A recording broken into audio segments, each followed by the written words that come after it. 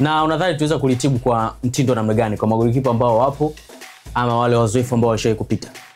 Na wapo magolikipa ambao tunaweza kuwatumia. Kwa mfano Abdul Bumsheri ni mzuri sana kwenye kucheza mpira miguuni kwake. Kwa bahati mbaya hapati nafasi ya kucheza kwenye kosta ya Young Africans. Na nakumbuka kuna kipindi alikuwa anaitwa national team, pamoja na kwamba kwenye kosta ya Yanga alikuwa apata nafasi ya kucheza, lakini alikuwa anaitwa national team.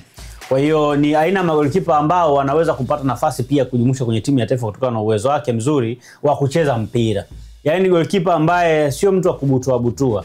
Ana uwezo wa kupiga pasi vizuri, receiving yake ni nzuri, lakini pia anaweza kuretain mpira vizuri akiwa kwenye eneo lake la langoni. Ni golikipa ambaye amekamilika. Kwa bahati mbaya ni kwamba hapati nafasi ya kucheza. Kwa hiyo watu wanahofia zaidi ile match fitness kwa upande wake, lakini ni moja magolikipa ambao wana uwezo mzuri sana wa kuchezea mpira. Na nafikiri niwewe kuzungumza kitu kimoja mwaka jana kwamba goalkeeper Abdul Bumsheri anapaswa kuondoka Young Africans either kwa kulazimisha auzwe au kwa kwenda kwa mkopo ili kujitengenezea nafasi ya kwenda kucheza kwenye michuano ya AFCON ambayo itaenda kuchezwa pale nchini Morocco.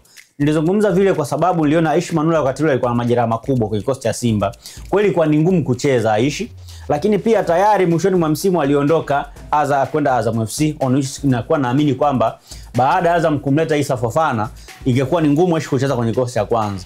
Lakini pia sikuwa naona golikipa mwingine ambaye alikuwa na uwezo mzuri wa kuchezea mpira zaidi yake yeye.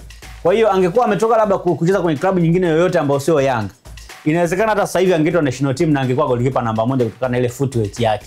Lakini sasa hivi Miguel Gamondi analazimika kumtumia huyu Yakub Suleiman ambaye footwork yake sio nzuri, kwa sababu kama golikipa wazawa yeye ndio golikipa ambaye anaonekana kuwa kwenye piki nzuri kuliko golikipa mwingine yoyote.